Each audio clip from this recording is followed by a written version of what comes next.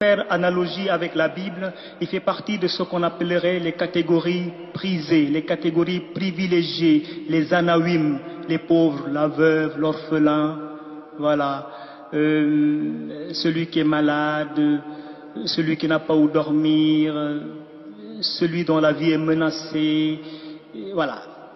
Le migrant est mis dans ces catégories-là et c'est tellement important que lorsque dans l'islam on a récolté tout l'argent et tous les biens de la zakat c'est l'aumône légale qui est différent de la petite aumône que je donne à celui qui fait la manche devant l'église, que je donne à celui qui est assis sur son tapis dans le métro, ça c'est autre chose, c'est la sadaq. Voilà, il y a la sadaq et la zakat, c'est l'aumône légale qui est donnée à la fin du ramadan. Et le musulman ne doit pas manger le repas de rupture du jeûne de ramadan, le repas du Eid al-Fitr, il ne doit pas le manger tant qu'il ne s'est pas acquitté de donner la zakat, l'aumône légale, qui est calculée sur un pourcentage bien défini sur le revenu. Et parmi les cibles privilégiées auxquelles sont destinées cette zakat, cette aumône légale, c'est le réfugié, Ibn al-Sabil. C'est important que nous sachions cela et que nous en prenions conscience et que nous continuions vraiment les efforts que nous faisons, puisque je pense que la première orientation, la première destinée vers laquelle nous nous réfugions, notre premier lieu d'immigration, c'est le Seigneur. Nous nous réfugions vers Dieu. Dieu est notre refuge. Et il est important dans les rencontres, à mon avis, islamo-chrétiennes, qu'on puisse camper le débat là.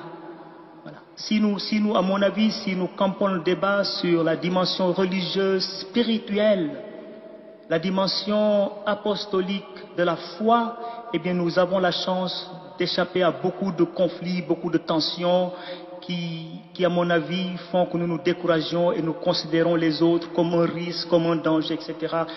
Même si effectivement il y a un peu de cela, il ne faut pas être naïf. Le premier, en tout cas dans l'islam, dans le Coran, l'immigré, le réfugié, c'est d'abord auprès de Dieu. Vous l'entendez souvent dans les discours, dans les mairies ou dans n'importe quelle réunion avec les musulmans, quand ils prennent la parole, la première chose qu'ils disent, Bismillah ar-Rahman ar-Rahim, et seconde chose, A'ouzou billah minash shaitan rajim, A'ouzou billah, je cherche refuge auprès de Dieu.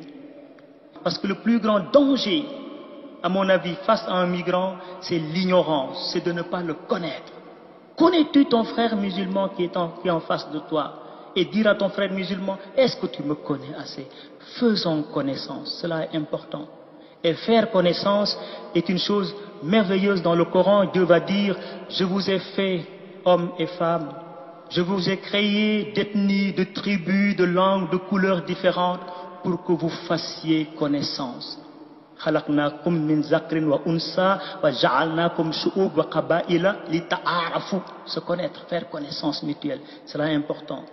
Le migrant est une opportunité parce que je pense que nous pouvons partir de ce que le Coran dit.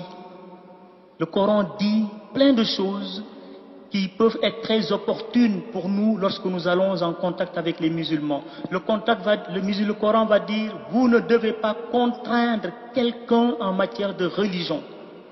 Il ne doit pas y avoir de contrainte en matière de religion. Et cela, il faut que nous le réaffirmions, que nous le disions clairement. Le musulman est une opportunité parce que le musulman est invité à rentrer en dialogue, à rentrer en discussion, en débat avec l'autre frère croyant, surtout chrétien, qui est en face de lui.